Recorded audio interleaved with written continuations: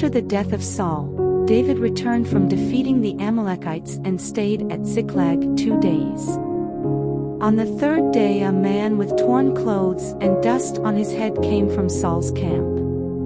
When he came to David, he fell to the ground and paid homage. David asked him, "Where have you come from?" He replied to him, "I've escaped from the Israelite camp." "What was the outcome?" "Tell me," David asked him. "The troops fled from the battle," he answered. "Many of the troops have fallen and are dead. Also, Saul and his son Jonathan are dead." David asked the young man who had brought him the report, "How do you know Saul and his son Jonathan are dead?" "I happened to be on Mount Gilboa," he replied, "and there was Saul, leaning on his spear. At that very moment the chariots and the cavalry were closing in on him. When he turned around and saw me, he called out to me, so I answered, 'I'm at your service.' He asked me, 'Who are you?' I told him, 'I'm an Amalekite.' Then he begged me, 'Stand over me and kill me, for I'm mortally wounded, but my life still lingers.' So I stood over him and killed him because I knew that after he had fallen he couldn't survive. I took the crown that was on his head and the armband that was on his arm, and I've brought them here to my lord." Then David took hold of his clothes and tore them, and all the men with him did the same. They mourned, wept, and fasted until the evening for those who died by the sword, for Saul, his son Jonathan, the Lord's people, and the house of Israel. David inquired of the young man who had brought him the report, "Where are you from?" "I'm the son of a foreigner," he said. "I'm an Amalekite." David questioned him, "How is it that you were not afraid to lift your hand to destroy the Lord's anointed?" Then David summoned one of his servants and said, "Come here and kill him." The servant struck him, and he died. For David had said to the Amalekite, "Your blood is on your own head, because your own mouth testified against you by saying, 'I killed the Lord's anointed.'" David sang the following lament for Saul and his son Jonathan. And he ordered that the Judahites be taught the song of the bow. It is written in the book of Jasher. "The splendor of Israel lies slain on your heights. How the mighty have fallen. Do not tell it in Gath, don't announce it in the streets of Ashkelon, or the daughters of the Philistines will rejoice, and the daughters of the uncircumcised will gloat.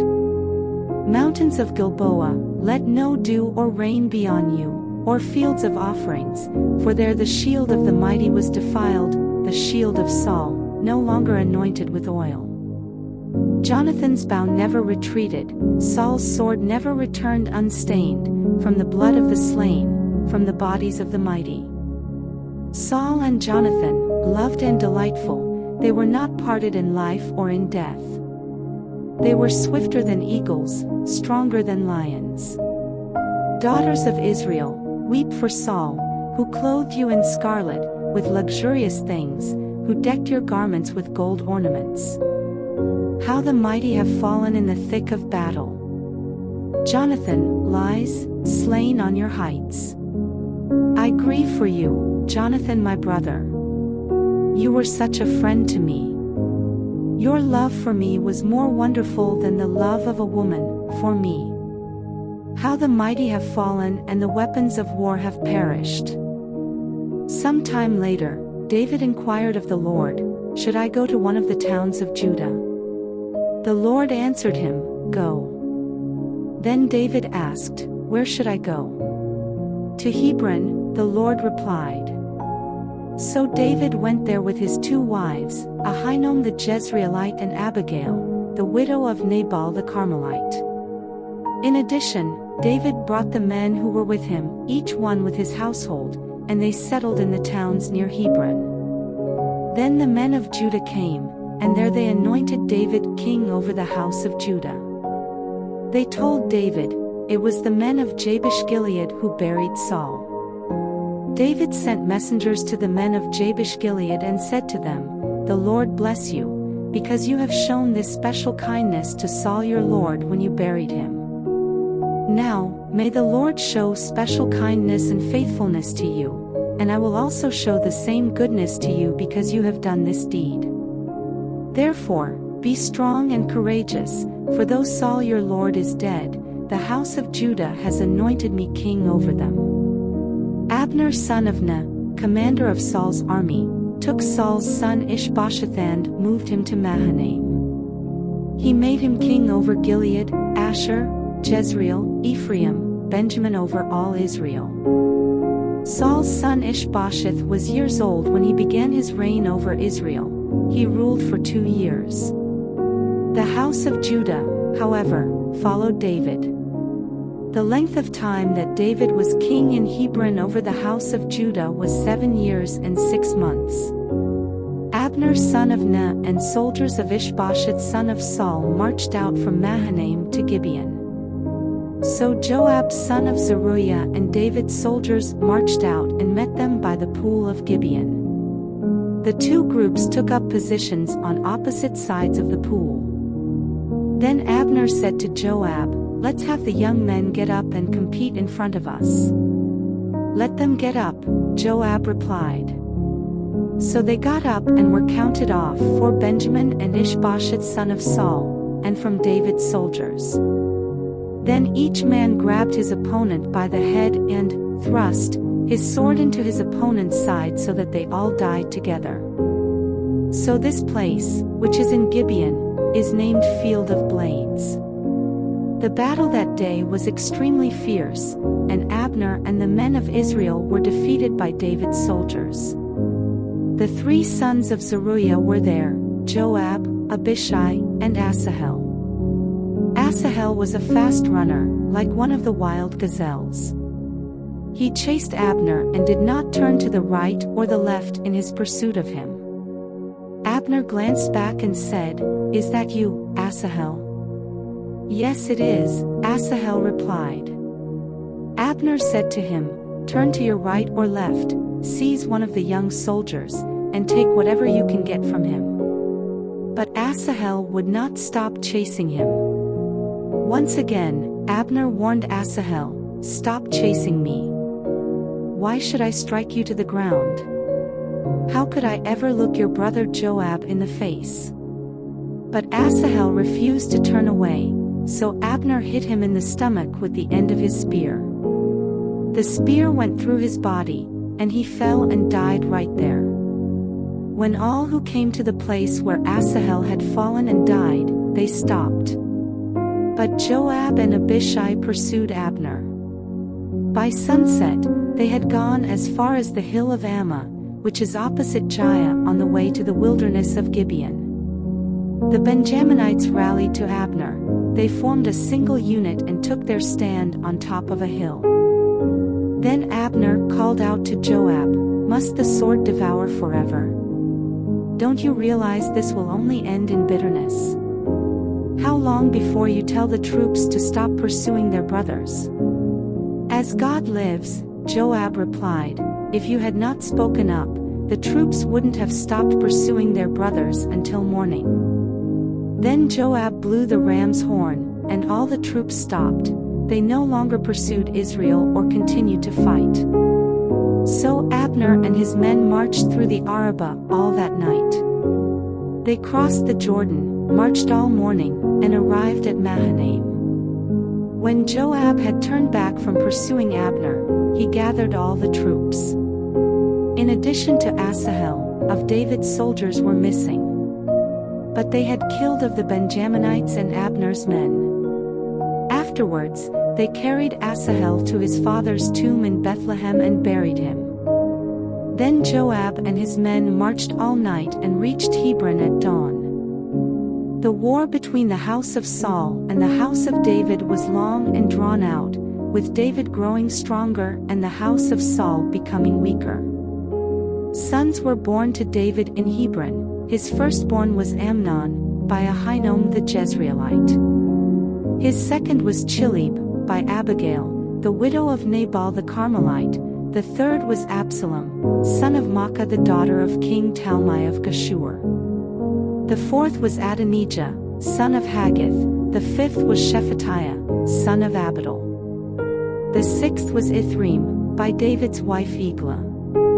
These were born to David in Hebron. During the war between the house of Saul and the house of David, Abner kept acquiring more power in the house of Saul.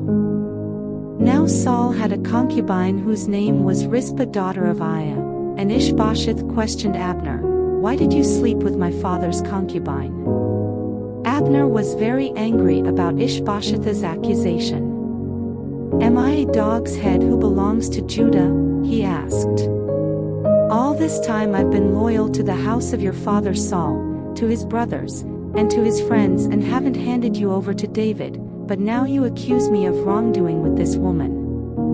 May God punish Abner and do so severely if I don't do for David what the Lord swore to him, to transfer the kingdom from the house of Saul and establish the throne of David over Israel and Judah from Dan to Beersheba." Ish-Bosheth could not answer Abner because he was afraid of him. Abner sent messengers as his representatives to say to David, "Whose land is it? Make your covenant with me, and you can be certain I am on your side to hand all Israel over to you." David replied, "Good, I will make a covenant with you.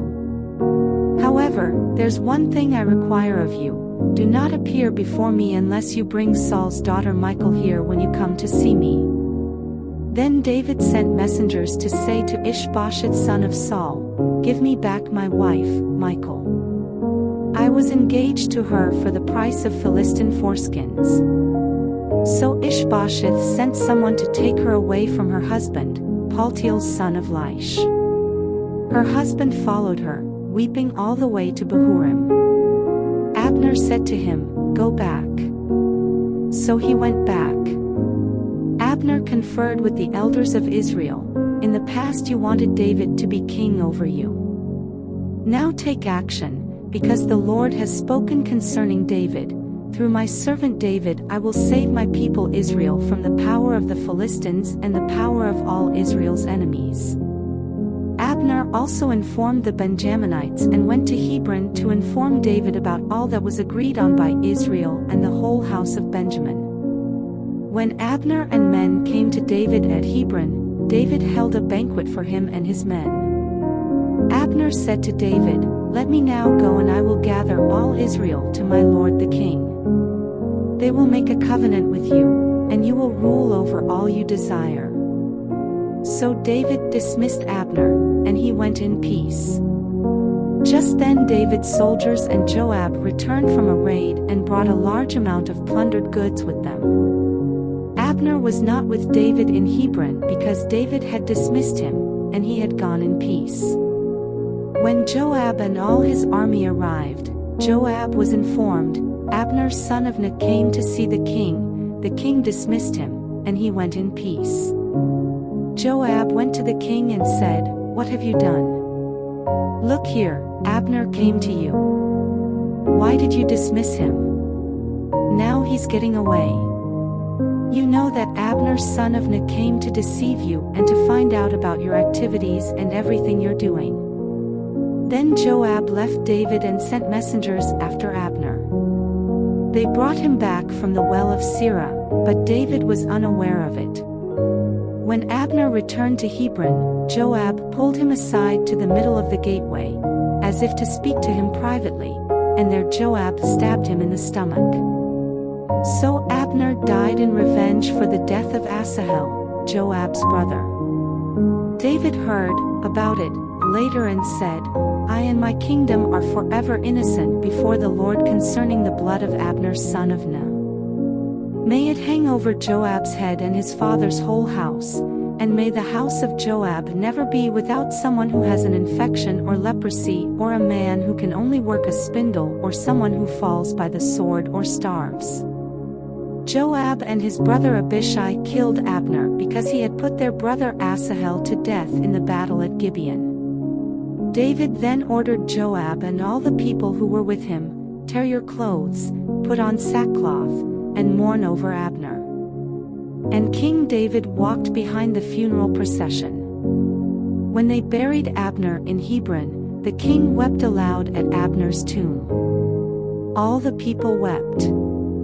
And the king sang a lament for Abner. Should Abner die as a fool dies? Your hands were not bound, your feet not placed in bronze shackles. You fell like one who falls victim to criminals. And all the people wept over him even more. Then they came to urge David to eat bread while it was still day, but David took an oath, "May God punish me and do so severely if I taste bread or anything else before sunset." All the people took note of this, and it pleased them. In fact, everything the king did pleased them. On that day all the troops and all Israel were convinced that the king had no part in the killing of Abner's son of Ner. Then the king said to his soldiers, "You must know that a great leader has fallen in Israel today. As for me, even though I am the anointed king, I have little power today. These men, the sons of Zeruiah, are too fierce for me. May the Lord repay the evildoer according to his evil." When Saul's son, Ish-Bosheth, heard that Abner had died in Hebron, his courage failed, and all Israel was dismayed.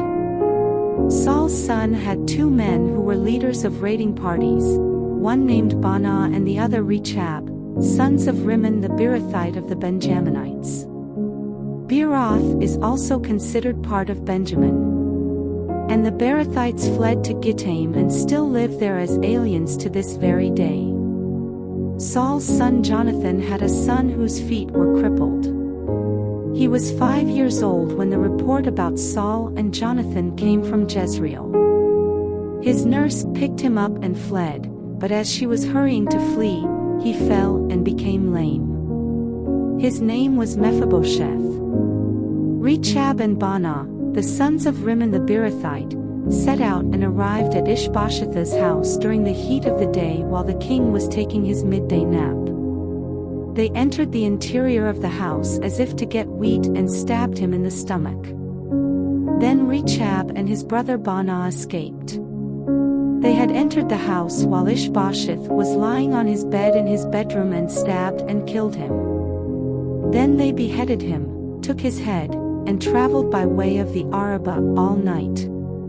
They brought Ish-Bosheth's head to David at Hebron and said to the king, "Here's the head of Ish-Bosheth son of Saul, your enemy who intended to take your life. Today the Lord has granted vengeance to my lord the king against Saul and his offspring."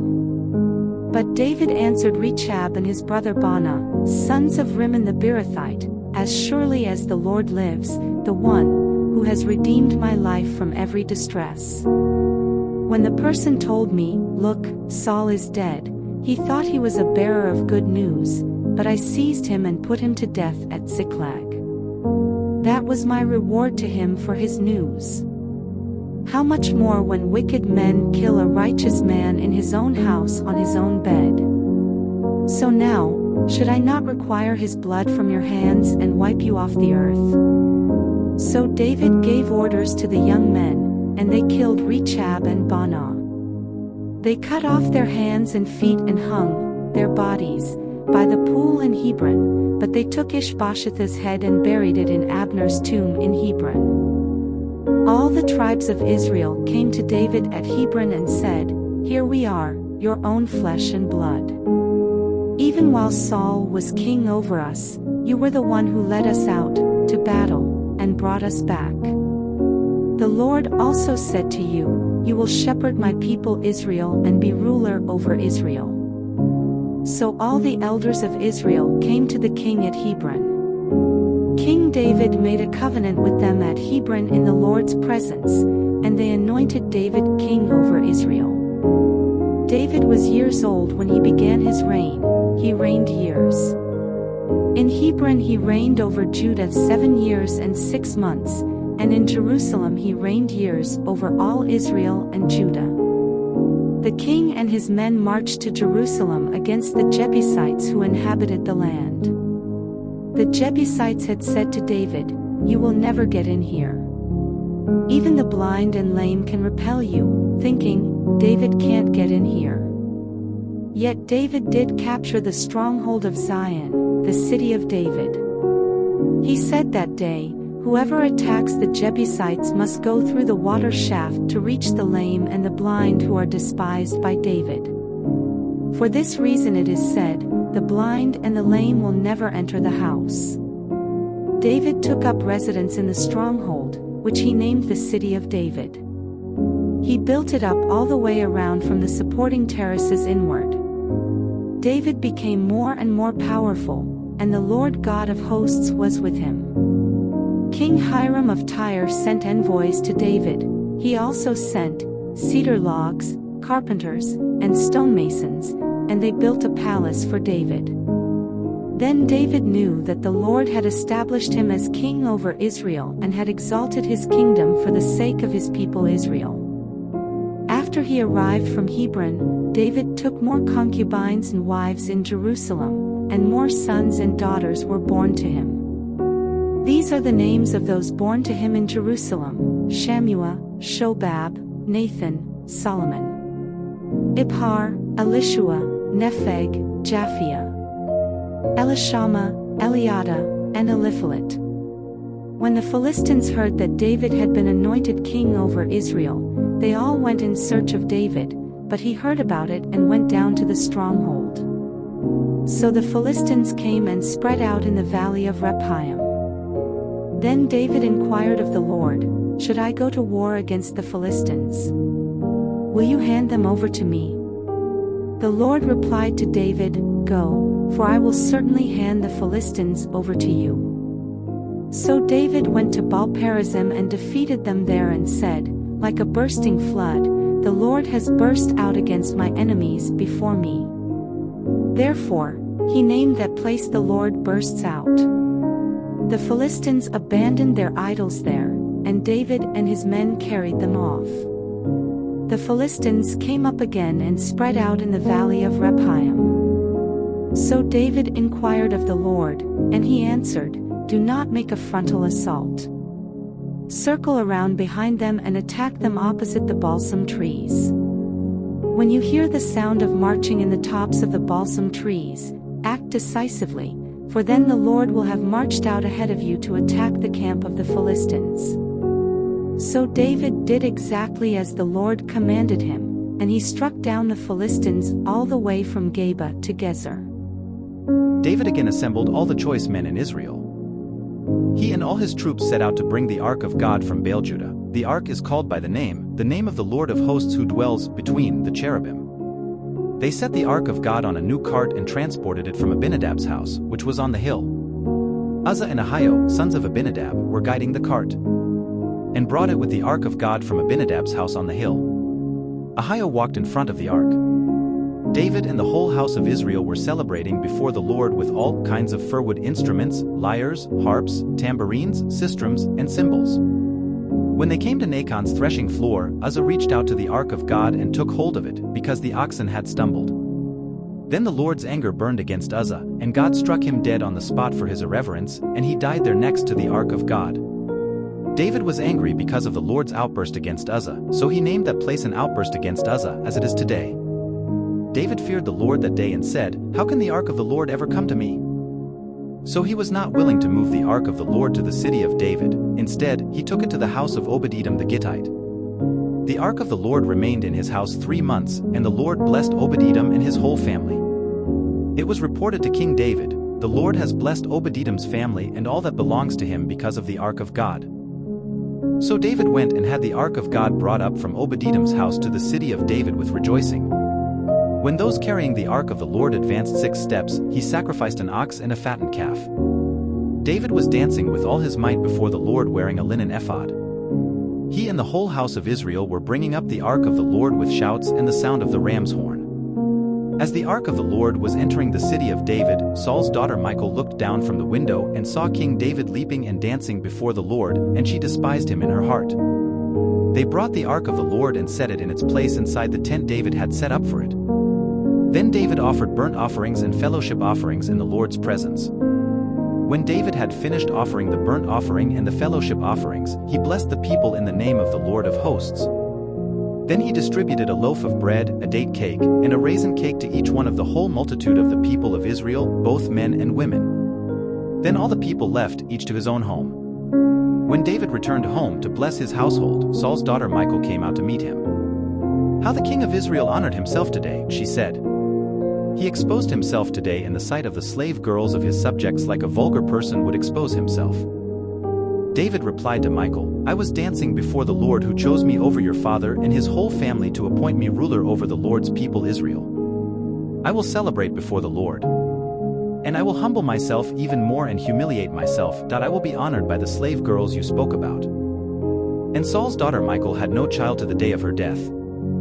When the king had settled into his palace and the Lord had given him rest on every side from all his enemies, the king said to Nathan the prophet, "Look, I am living in a cedar house while the ark of God sits inside tent curtains." So Nathan told the king, "Go and do all that is on your heart, for the Lord is with you." But that night the word of the Lord came to Nathan. "Go to my servant David and say, 'This is what the Lord says, Are you to build a house for me to live in? From the time I brought the Israelites out of Egypt until today I have not lived in a house. Instead, I have been moving around with the tabernacle tent.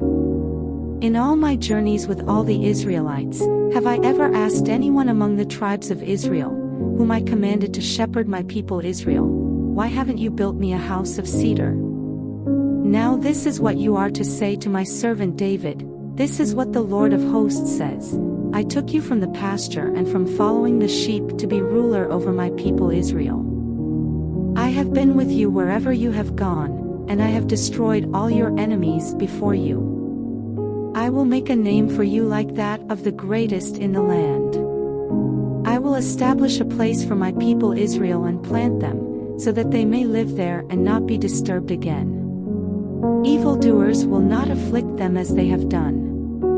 Ever since the day I ordered judges to be over my people Israel, I will give you rest from all your enemies. The Lord declares to you, the Lord himself will make a house for you. When your time comes and you rest with your fathers, I will raise up after you your descendant, who will come from your body, and I will establish his kingdom. He will build a house for my name, and I will establish the throne of his kingdom forever. I will be a father to him, and he will be a son to me. When he does wrong, I will discipline him with a human rod and with blows from others. But my faithful love will never leave him as I removed it from Saul. I removed him from your way. Your house and kingdom will endure before me forever, and your throne will be established forever. Nathan spoke all these words and this entire vision to David. Then King David went in, sat in the Lord's presence, and said, Who am I, Lord God, and what is my house that you have brought me this far? What you have done so far was a little thing to you, Lord God, for you have also spoken about your servant's house in the distant future. And this is a revelation for mankind, Lord God. What more can David say to you? You know your servant, Lord God. Because of your word and according to your will, you have revealed all these great things to your servant. This is why you are great, Lord God. There is no one like you, and there is no God besides you, as all we have heard confirms. And who is like your people Israel? God came to one nation on earth in order to redeem a people for himself, to make a name for himself, and to perform for them great and awesome acts, driving out nations and their gods before your people you redeemed for yourself from Egypt. You established your people Israel your own people forever, and you, Lord, have become their God. Now, Lord God, fulfill the promise forever that you have made to your servant and his house. Do as you have promised, so that your name will be exalted forever, when it is said, The Lord of hosts is God over Israel. The house of your servant David will be established before you. Since you, Lord of hosts, God of Israel, have revealed this to your servant when you said, I will build a house for you. Therefore, your servant has found the courage to pray this prayer to you. Lord God, you are God, your words are true, and you have promised this grace to your servant. Now, please bless your servant's house so that it will continue before you forever. For you, Lord God, have spoken, and with your blessing your servant's house will be blessed forever. After this, David defeated the Philistines, subdued them, and took Methegama from Philistine control. He also defeated the Moabites, and after making them lie down on the ground, he measured them off with a cord. He measured every 2 cord lengths of those to be put to death and 1 length of those to be kept alive. So the Moabites became David's subjects and brought tribute. David also defeated Hadadezer son of Rehob, king of Zobah, who went to restore his control at the Euphrates River. David captured horsemen and foot soldiers from him, and he hamstrung all the horses, and he kept chariots. When the Arameans of Damascus came to assist King Hadadezer of Zobah, David struck down Aramean men. Then he placed garrisons in Aram of Damascus, and the Arameans became David's subjects and brought tribute. The Lord made David victorious wherever he went. David took the gold shields of Hadadezer's officers and brought them to Jerusalem. King David also took huge quantities of bronze from Beta and Berothai, Hadadezer's cities. When King Toi of Hamath heard that David had defeated the entire army of Hadadezer, he sent his son Joram to King David to greet him and to congratulate him because David had fought against Hadadezer and defeated him, for Toi and Hadadezer had fought many wars. Joram had items of silver, gold, and bronze with him. King David also dedicated these to the Lord, along with the silver and gold he had dedicated from all the nations he had subdued. From Edom, Moab, the Ammonites, the Philistines, the Amalekites, and the spoil of Hadadezer son of Rehob, king of Zobah. David made a reputation for himself when he returned from striking down Edomites in the Valley of Salt. He placed garrisons throughout Edom, and all the Edomites were subject to David. The Lord made David victorious wherever he went. So David reigned over all Israel, administering justice and righteousness for all his people. Joab son of Zeruiah was over the army, Jehoshaphat son of Ahilud was court historian. Zadok son of Ahitub and Ahimelech son of Abiathar were priests, Sariah was court secretary. Benaiah son of Jehoiada was over the Cherethites and the Pelethites, and David's sons were chief officials. David asked, "Is there anyone remaining from Saul's family I can show kindness to because of Jonathan?" There was a servant of Saul's family named Ziba. They summoned him to David, and the king said to him, "Are you Ziba?" "I am, your servant," he replied. So the king asked, "Is there anyone left of Saul's family I can show the kindness of God to?" Ziba said to the king, "There is still Jonathan's son who is lame in both feet." The king asked him, "Where is he?" Ziba answered the king, "You'll find him in Lodabar at the house of Machir son of Ammiel." So King David had him brought from the house of Machir son of Ammiel in Lodabar. Mephibosheth son of Jonathan son of Saul came to David, bowed down to the ground and paid homage. David said, "Mephibosheth." "I am your servant," he replied. "Don't be afraid," David said to him, "since I intend to show you kindness because of your father Jonathan. I will restore to you all your grandfather Saul's fields, and you will always eat meals at my table." Mephibosheth bowed down and said, "What is your servant that you take an interest in a dead dog like me?" Then the king summoned Saul's attendant Ziba and said to him, "I have given to your master's grandson all that belonged to Saul and his family. You, your sons, and your servants are to work the ground for him, and you are to bring in the crops, so your master's grandson will have food to eat. But Mephibosheth, your master's grandson, is always to eat at my table." Now Ziba had sons and servants. Ziba said to the king, "Your servant will do all my lord the king commands." So Mephibosheth ate at David's table just like one of the king's sons. Mephibosheth had a young son whose name was Micah.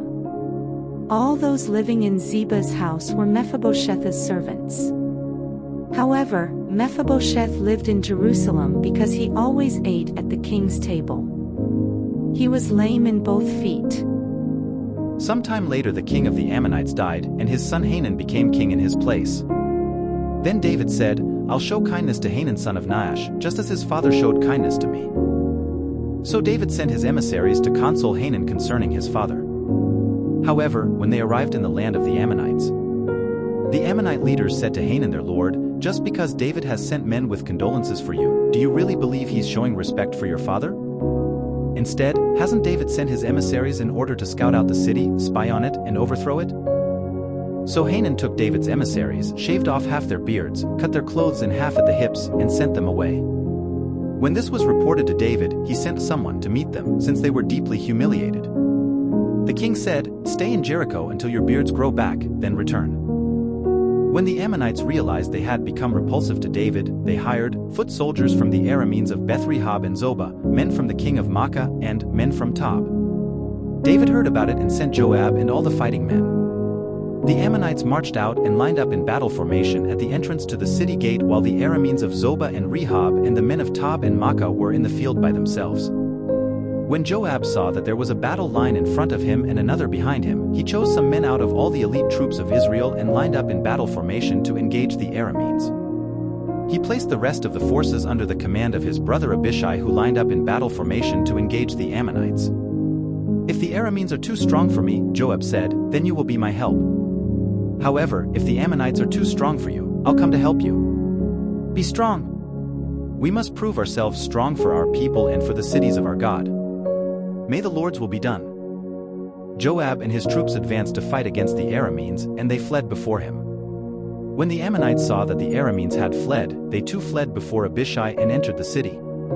So Joab withdrew from the attack against the Ammonites and went to Jerusalem. When the Arameans saw that they had been defeated by Israel, they regrouped. Hadadezer sent messengers to bring the Arameans who were across the Euphrates River, and they came to Helam with Shobach, commander of Hadadezer's army, leading them. When this was reported to David, he gathered all Israel, crossed the Jordan, and went to Helam. Then the Arameans lined up in formation to engage David in battle and fought against him. But the Arameans fled before Israel, and David killed of their charioteers and foot soldiers. He also struck down Shobach, commander of their army, who died there. When all the kings who were Hadadezer's subjects saw that they had been defeated by Israel, they made peace with Israel and became their subjects. After this, the Arameans were afraid to ever help the Ammonites again. In the spring, when kings march out to war, David sent Joab with his officers and all Israel. They destroyed the Ammonites and besieged Rabbah, but David remained in Jerusalem. One evening David got up from his bed and strolled around on the roof of the palace. From the roof he saw a woman bathing, a very beautiful woman. So David sent someone to inquire about her, and he reported, "This is Bathsheba, daughter of Eliam and wife of Uriah the Hittite." David sent messengers to get her, and when she came to him, he slept with her. Now she had just been purifying herself from her uncleanness. Afterwards, she returned home. The woman conceived and sent word to inform David, "I am pregnant." David sent orders to Joab, "Send me Uriah the Hittite." So Joab sent Uriah to David. When Uriah came to him, David asked how Joab and the troops were doing and how the war was going. Then he said to Uriah, "Go down to your house and wash your feet."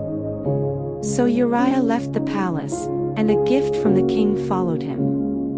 But Uriah slept at the door of the palace with all his master's servants. He did not go down to his house. When it was reported to David, Uriah didn't go home.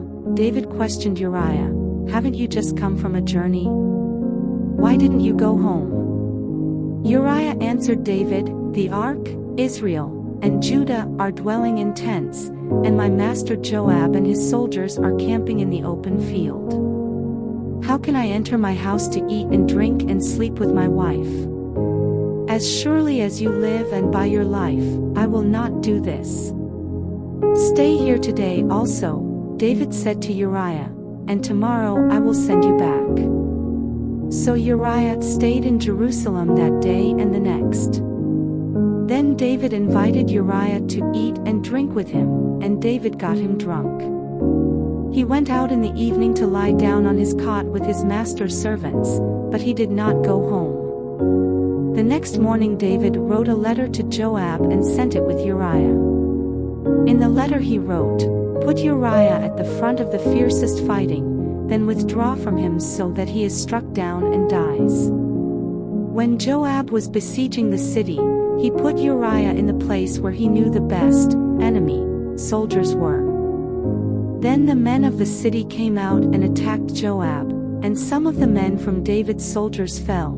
In battle, Uriah the Hittite also died. Joab sent someone to report to David all the details of the battle. He commanded the messenger, "When you finish telling the king all the details of the battle, if the king's anger gets stirred up and he asks you, 'Why did you get so close to the city to fight? Didn't you realize they would shoot from the top of the wall?' At Thebez, who struck Abimelech son of Jebusites, didn't a woman drop an upper millstone on him from the top of the wall so that he died? Why did you get so close to the wall? Then say, 'Your servant Uriah the Hittite is dead also.'" Then the messenger left. When he arrived, he reported to David all that Joab had sent him to tell. The messenger reported to David, "The men gained the advantage over us and came out against us in the field, but we counterattacked right up to the entrance of the gate. However, the archers shot down on your soldiers from the top of the wall, and some of the king's soldiers died. Your servant Uriah the Hittite is also dead." David told the messenger, "Say this to Joab, 'Don't let this matter upset you because the sword devours all alike. Intensify your fight against the city and demolish it. Encourage him." When Uriah's wife heard that her husband Uriah had died, she mourned for him. When the time of mourning ended, David had her brought to his house. She became his wife and bore him a son. However, the Lord considered what David had done to be evil.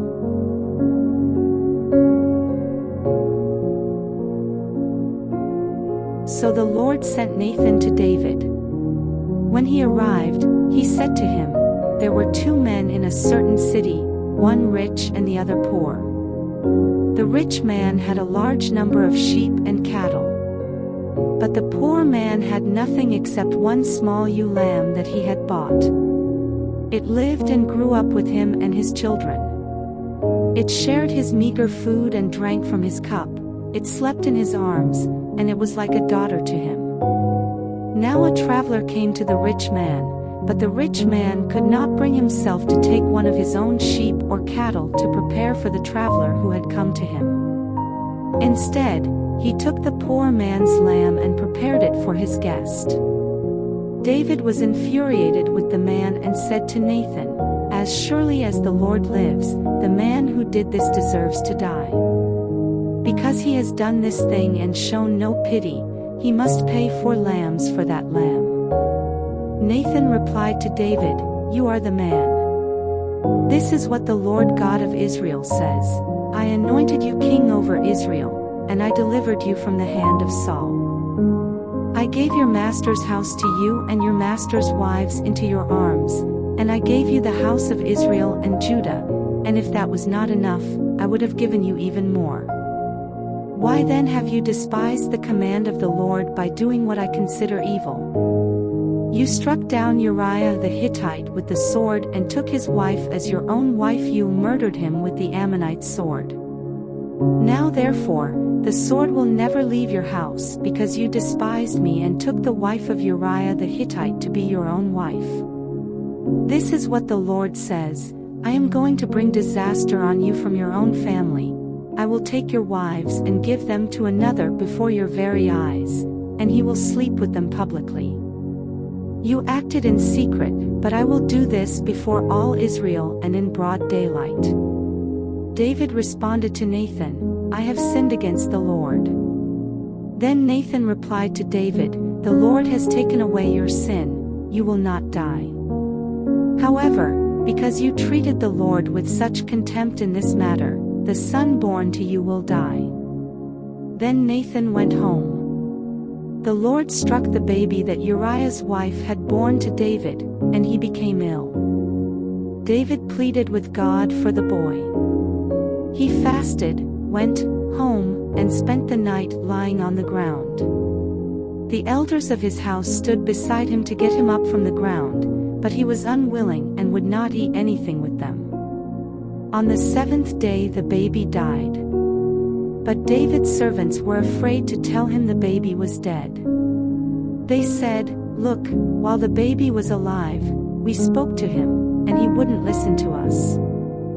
So how can we tell him the baby is dead? He may do something desperate. When David saw that his servants were whispering to each other, he guessed that the baby was dead. So he asked his servants, Is the baby dead? He is dead, they replied. Then David got up from the ground. He washed, anointed himself, changed his clothes, went to the Lord's house, and worshipped. Then he went home and requested something to eat. So they served him food, and he ate. His servants asked him, What did you just do? While the baby was alive, you fasted and wept, but when he died, you got up and ate food. He answered, While the baby was alive, I fasted and wept because I thought, Who knows? The Lord may be gracious to me and let him live. But now that he is dead, why should I fast? Can I bring him back again? I'll go to him, but he will never return to me. Then David comforted his wife Bathsheba. He went and slept with her. She gave birth to a son and named him Solomon. The Lord loved him. And he sent a message through Nathan the prophet, who named him Jedidiah, because of the Lord. Joab fought against Rabbah of the Ammonites and captured the royal fortress. Then Joab sent messengers to David to say, I have fought against Rabbah and have also captured the water supply. Now therefore, assemble the rest of the troops, lay siege to the city, and capture it. Otherwise I will be the one to capture the city, and it will be named after me. So David assembled all the troops and went to Rabbah. He fought against it and captured it. He took the crown from the head of their king, and it was placed on David's head. The crown weighed pounds of gold, and it had a precious stone in it. In addition, David took away a large quantity of plunder from the city. He removed the people who were in the city and put them to work, with saws, iron picks, and iron axes, and to labor at brickmaking. He did the same to all the Ammonite cities. Then he and all his troops returned to Jerusalem. Some time passed. David's son Absalom had a beautiful sister named Tamar, and David's son Amnon was infatuated with her. Amnon was frustrated to the point of making himself sick over his sister Tamar because she was a virgin, but it seemed impossible to do anything to her. Amnon had a friend named Jonadab, a son of David's brother Shimeah. Jonadab was a very shrewd man. And he asked Amnon, Why are you, the king's son, so miserable every morning? Won't you tell me? Amnon replied, I'm in love with Tamar, my brother Absalom's sister. Jonadab said to him, Lie down on your bed and pretend you're sick. When your father comes to see you, say to him, "Please let my sister Tamar come and give me something to eat. Let her prepare food in my presence so I can watch and eat from her hand." So Amnon lay down and pretended to be sick. When the king came to see him, Amnon said to him, "Please let my sister Tamar come and make a couple of cakes in my presence so I can eat from her hand." David sent word to Tamar at the palace, "Please go to your brother Amnon's house and prepare a meal for him." Then Tamar went to his house while Amnon was lying down. She took dough, kneaded it, made cakes in his presence, and baked them. She brought the pan and set it down in front of him, but he refused to eat. Amnon said, "Everyone leave me." And everyone left him. "Bring the meal to the bedroom," Amnon told Tamar, "so I can eat from your hand." Tamar took the cakes she had made and went to her brother Amnon's bedroom. When she brought them to him to eat, he grabbed her and said, "Come sleep with me, my sister." "Don't, my brother," she cried. "Don't humiliate me, for such a thing should never be done in Israel. Don't do this horrible thing. Where could I ever go with my disgrace? And you would be like one of the immoral men in Israel. Please, speak to the king, for he won't keep me from you." But he refused to listen to her, and because he was stronger than she was, he raped her.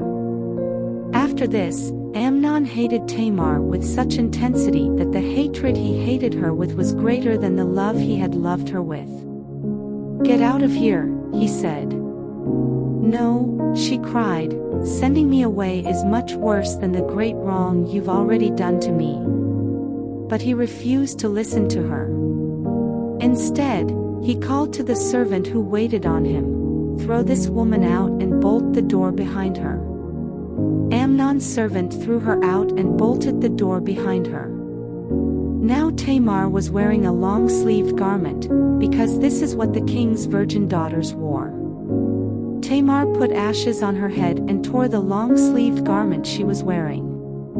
She put her hand on her head and went away weeping. Her brother Absalom said to her, "Has your brother Amnon been with you? Be quiet for now, my sister. He is your brother. Don't take this thing to heart." So Tamar lived as a desolate woman in the house of her brother Absalom. When King David heard about all these things, he was furious. Absalom didn't say anything to Amnon, either good or bad, because he hated Amnon since he disgraced his sister Tamar. 2 years later, Absalom's sheepshearers were at Baal-hazor near Ephraim, and Absalom invited all the king's sons. Then he went to the king and said, "Your servant has just hired sheepshearers. Will the king and his servants please come with your servant?" The king replied to Absalom, "No, my son, we should not all go, or we would be a burden to you."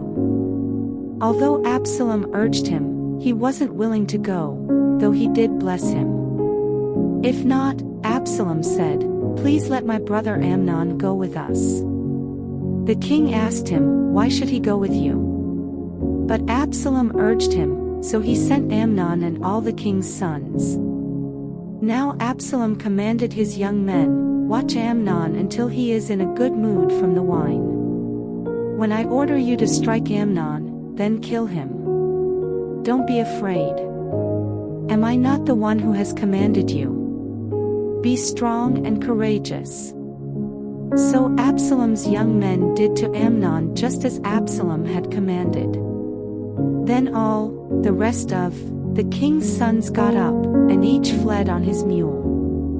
While they were on the way, a report reached David, "Absalom struck down all the king's sons, not even one of them survived."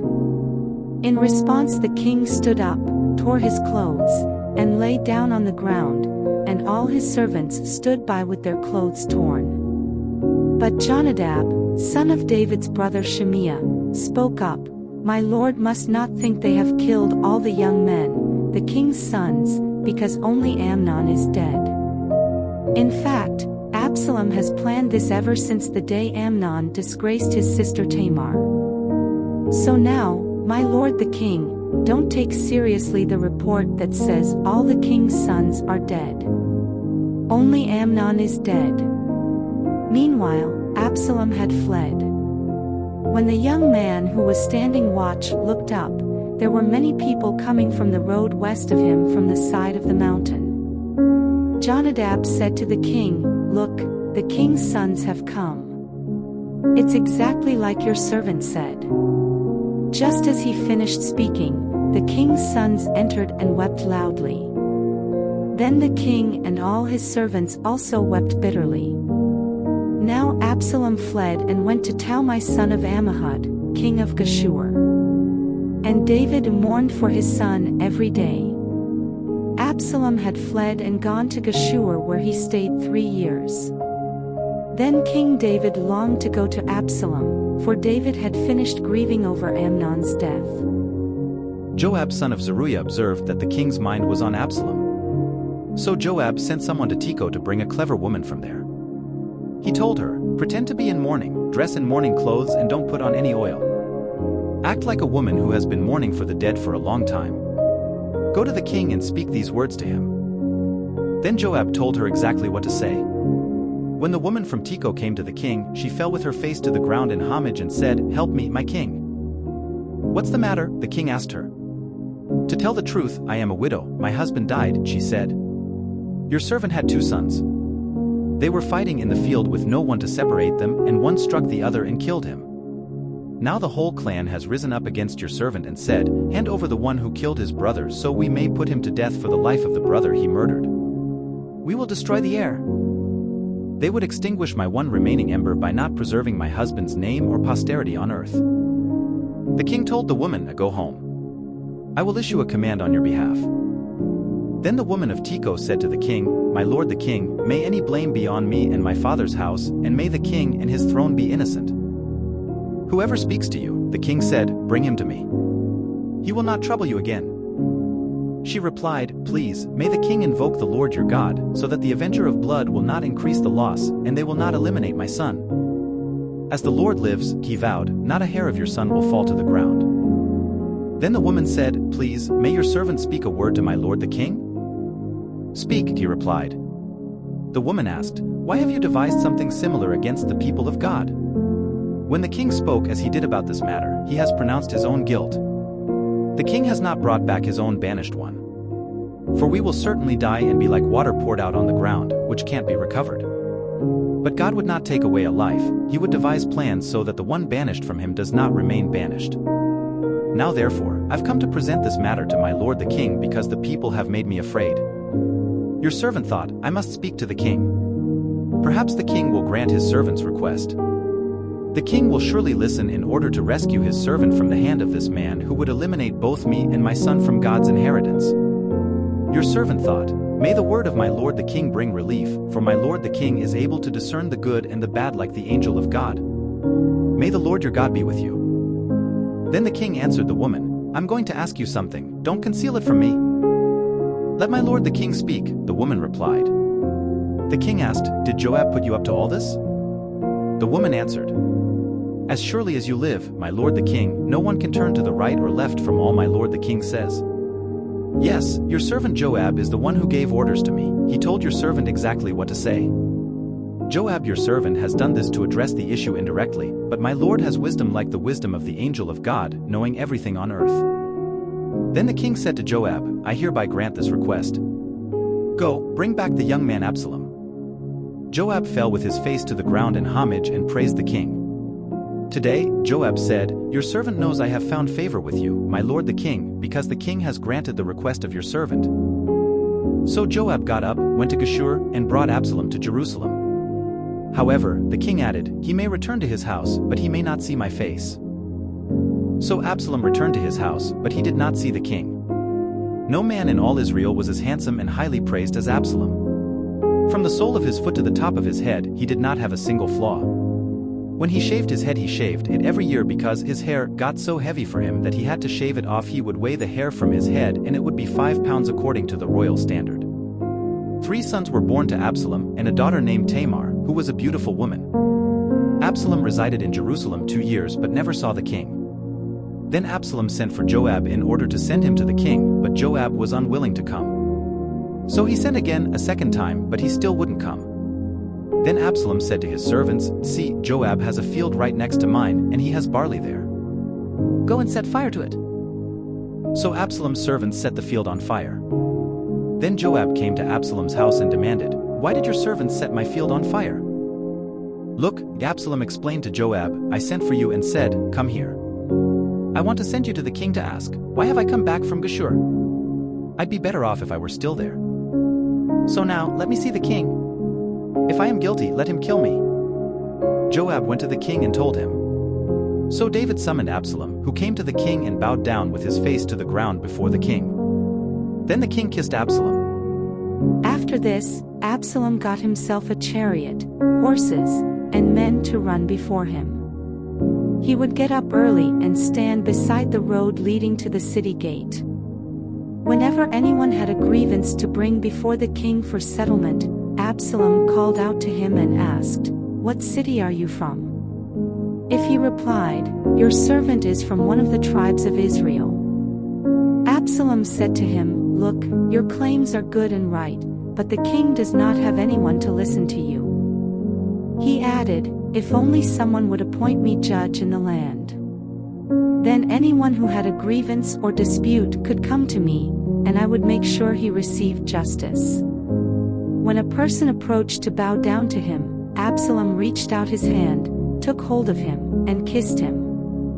Absalom did this to all the Israelites who came to the king for a settlement.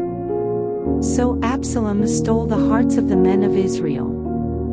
When 4 years had passed, Absalom said to the king, "Please let me go to Hebron to fulfill a vow I made to the Lord. For your servant made a vow when I lived in Geshur of Aram, saying, 'If the Lord really brings me back to Jerusalem, I will worship the Lord in Hebron.' Go in peace," the king said to him. So he went to Hebron. Then Absalom sent messengers throughout the tribes of Israel with this message, "When you hear the sound of the ram's horn, you are to say, 'Absalom has become king in Hebron.'" 200 men from Jerusalem went with Absalom. They had been invited and were going innocently, for they knew nothing about the whole matter. While he was offering the sacrifices, Absalom sent for David's advisor Ahithophel the Gilonite, from his city of Gilo. So the conspiracy grew strong, and the people supporting Absalom continued to increase. Then an informer came to David and reported, "The hearts of the men of Israel are with Absalom." David said to all the servants with him in Jerusalem, "Get up. We have to flee, or we will not escape from Absalom. Leave quickly, or he will overtake us, heap disaster on us, and strike the city with the edge of the sword." The king's servants said to him, "Whatever my lord the king decides, we are your servants." Then the king set out, and his entire household followed him. But he left behind concubines to take care of the palace. So the king set out, and all the people followed him. They stopped at the last house, while all his servants marched past him. Then all the Cherethites, the Pelethites, and the Gittites, men who came with him from Gath, marched past the king. The king said to Ittai the Gittite, "Why are you also going with us? Go back and stay with the king, since you're both a foreigner and an exile from your homeland. Besides, you only arrived yesterday. Should I make you wander around with us today while I go wherever I can? Go back and take your brothers with you. May the Lord show you kindness and faithfulness." But in response, Ittai vowed to the king, "As surely as the Lord lives and as my lord the king lives, wherever my lord the king is, whether it means life or death, your servant will be there." "March on," David replied to Ittai. So Ittai the Gittite marched past with all his men and the children who were with him. Everyone in the countryside was weeping loudly while all the people were marching past. As the king was crossing the Kidron Valley, all the people were marching past on the road that leads to the desert. Zadok was also there, and all the Levites with him were carrying the Ark of the Covenant of God. They set the Ark of God down, and Abiathar offered sacrifices until the people had finished marching past. Then the king instructed Zadok, "Return the Ark of God to the city.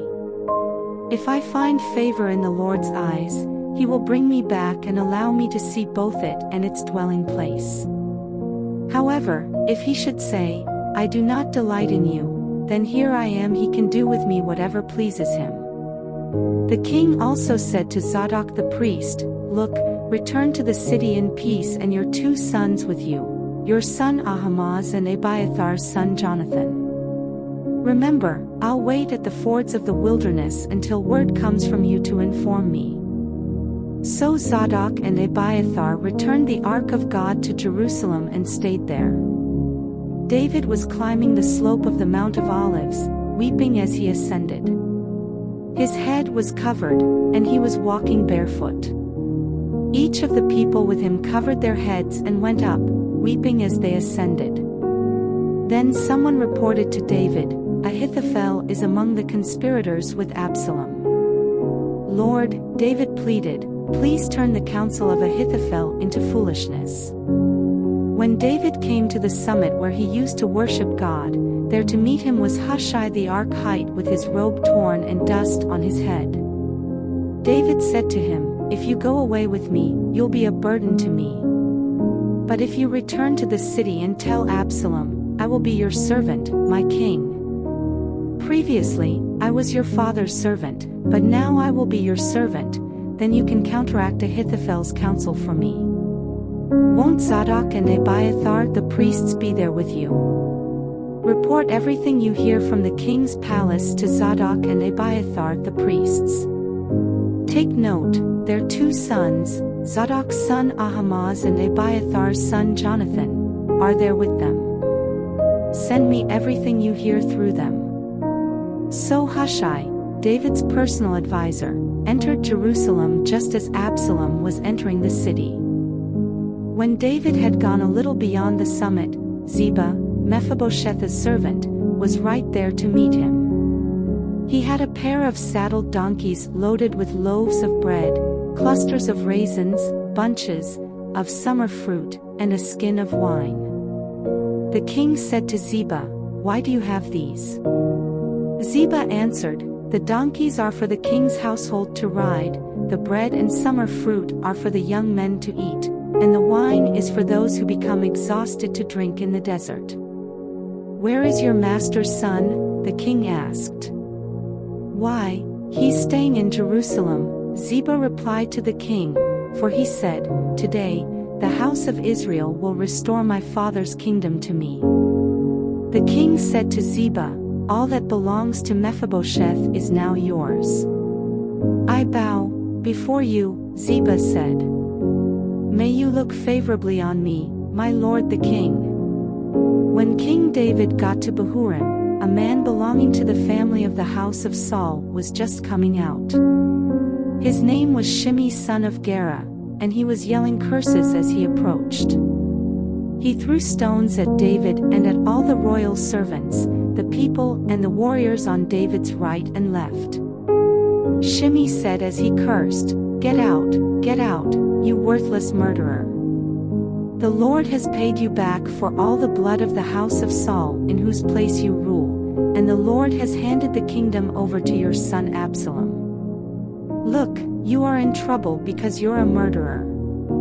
Then Abishai son of Zeruiah said to the king, "Why should this dead dog curse my lord the king? Let me go over and cut his head off." The king replied, "Sons of Zeruiah, do we agree on anything?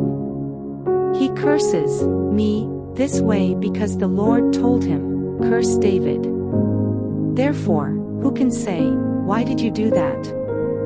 Then David said to Abishai and all his servants, "Look, my own son, my own flesh and blood, intends to take my life, how much more now this Benjaminite? Leave him alone and let him curse me, the Lord has told him to. Perhaps the Lord will see my affliction and restore goodness to me instead of Shimei's curses today."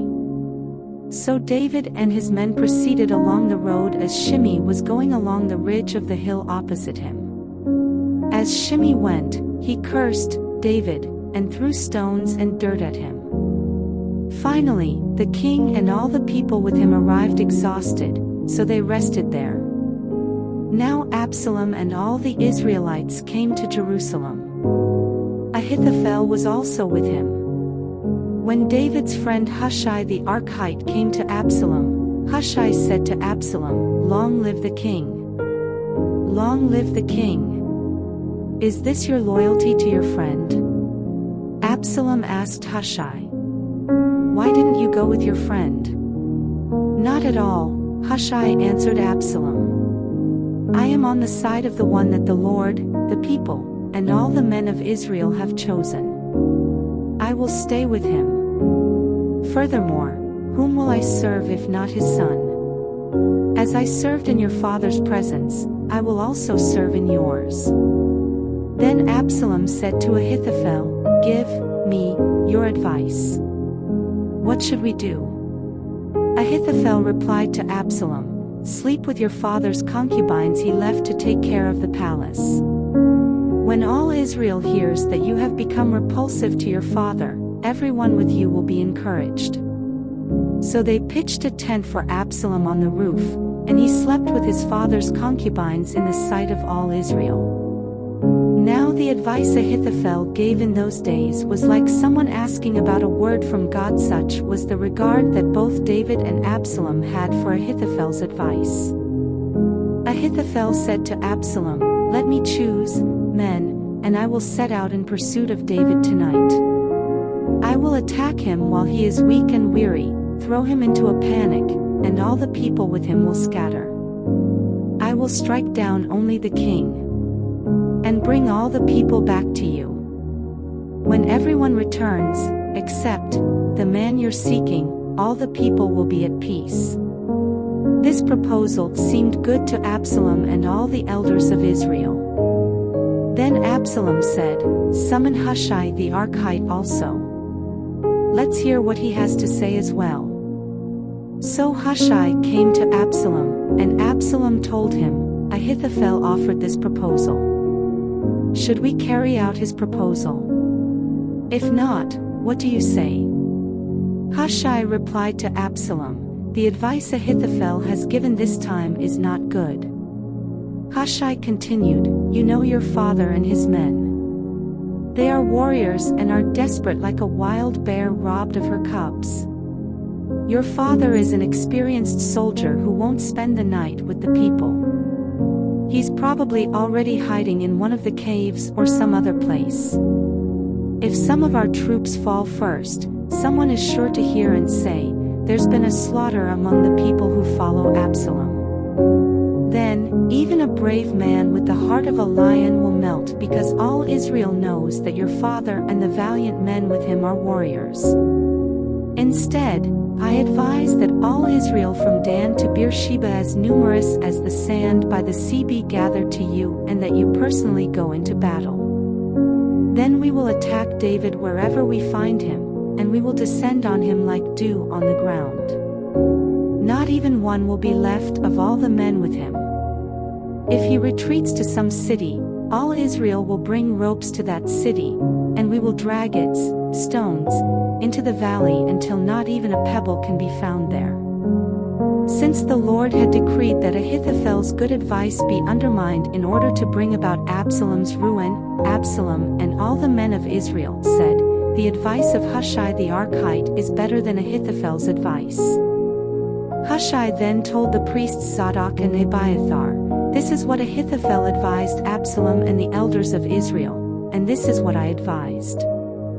Now send someone quickly and tell David, 'Don't spend the night at the wilderness ford of the Jordan, but be sure to cross over, or the king and all the people with him will be destroyed.'" Jonathan and Ahimaaz were staying at En-Rogel, where a servant girl would come and pass along information to them. They in turn would go and inform King David, because they dared not be seen entering the city.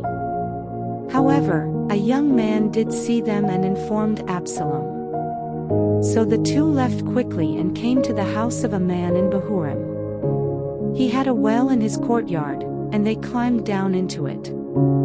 Then his wife took the cover, placed it over the mouth of the well, and scattered grain on it so nobody would know anything. Absalom's servants came to the woman at the house and asked, "Where are Ahimaaz and Jonathan?" They passed by toward the water, the woman replied to them. The men searched but did not find them, so they returned to Jerusalem. After they had gone, Ahimaaz and Jonathan climbed out of the well and went and informed King David. They told him, "Get up and immediately ford the river, for Ahithophel has given this advice against you." So David and all the people with him got up and crossed the Jordan. By daybreak, there was no one who had not crossed the Jordan. When Ahithophel realized that his advice had not been followed, he saddled his donkey and set out for his house in his hometown. He set his affairs in order and hanged himself. So he died and was buried in his father's tomb. David had arrived at Mahanaim by the time Absalom crossed the Jordan with all the men of Israel. Now Absalom had appointed Amasa over the army in Joab's place. Amasa was the son of a man named Ithra the Israelite. Ithra had married Abigail, daughter of Nahash. Abigail was a sister to Zeruiah, Joab's mother. And Israel and Absalom camped in the land of Gilead. When David came to Mahanaim, Shobi son of Nahash from Rabbah of the Ammonites, Machir son of Amiel from Lodabar, and Barzillai the Gileadite from Rogelim, brought beds, basins, and pottery items. They also brought wheat, barley, flour, roasted grain, beans, lentils, honey, curds, sheep, and cheese from the herd for David and the people with him to eat. They had reasoned, the people must be hungry, exhausted, and thirsty in the desert. David reviewed his troops and appointed commanders of hundreds and of thousands over them. He then sent out the troops, 1/3 under Joab, 1/3 under Joab's brother Abishai son of Zeruiah, and 1/3 under Ittai the Gittite.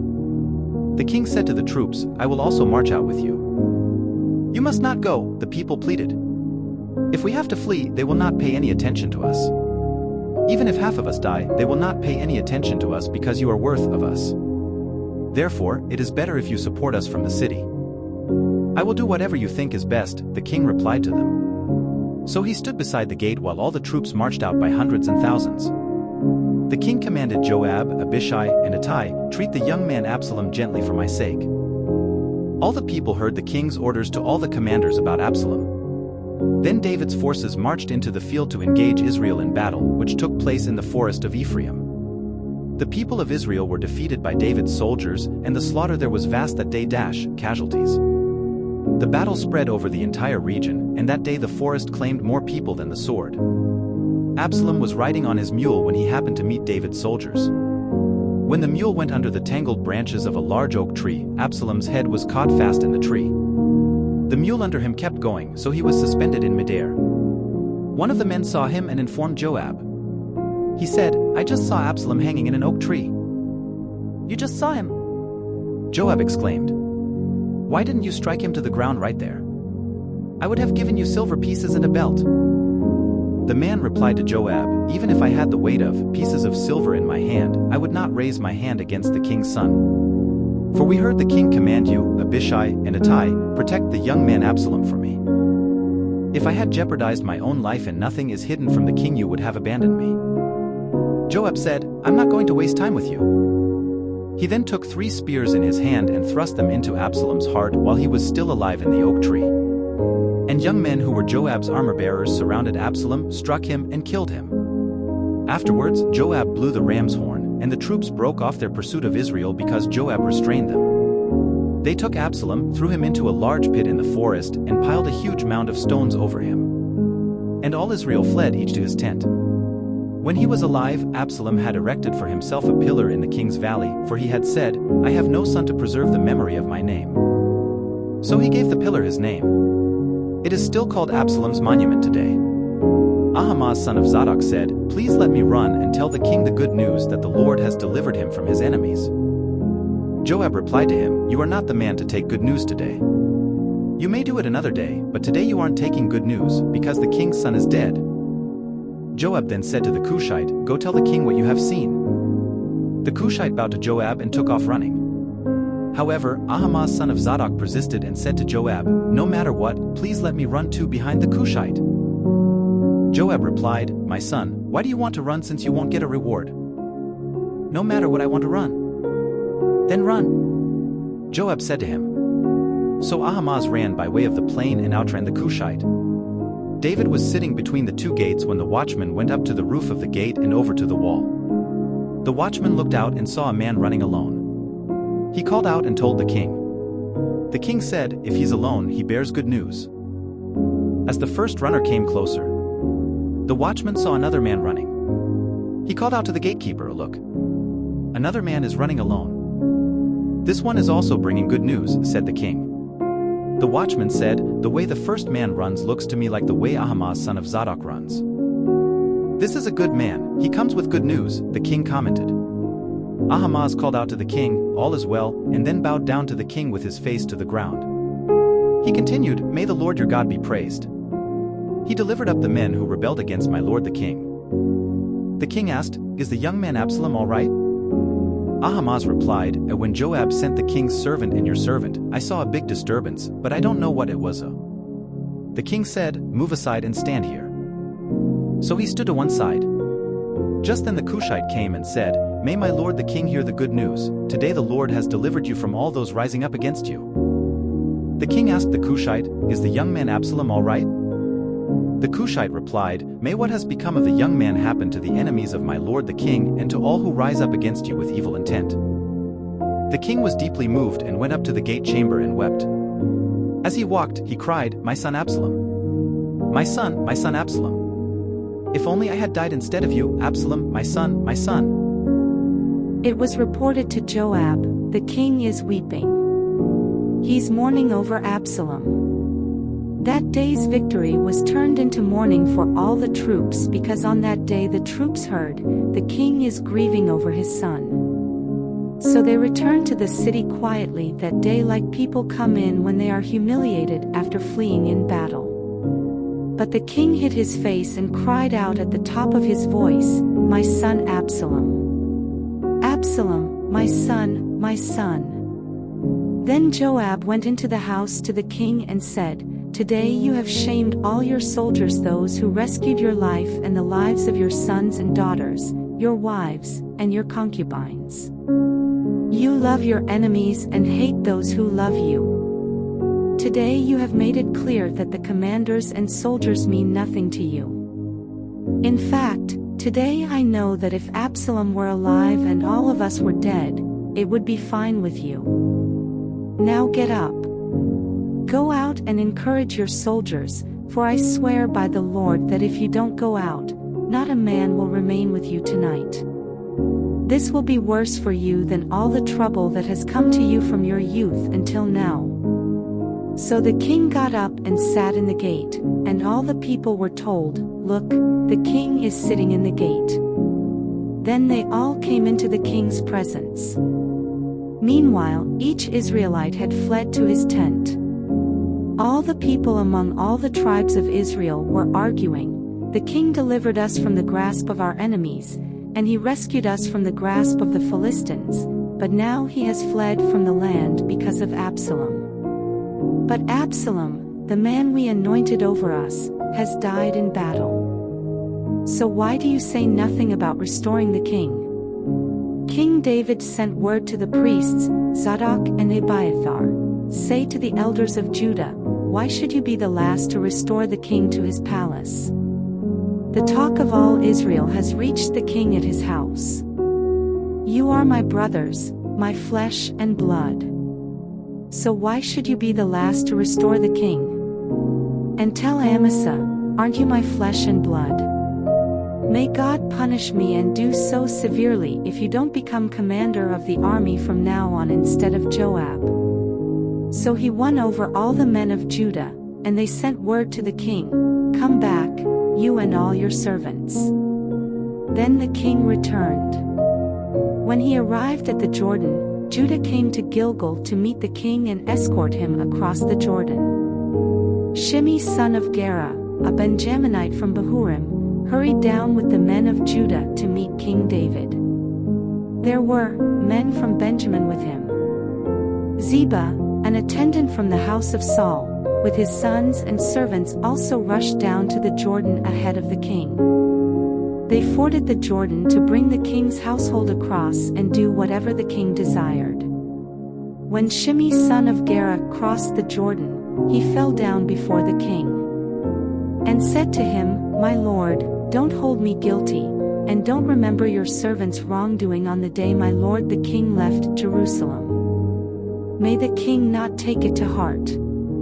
For your servant knows that I have sinned. But look, today I am the first one of the entire house of Joseph to come down to meet my lord the king." Abishai son of Zeruiah asked, "Shouldn't Shimei be put to death for this, because he ridiculed the Lord's anointed?"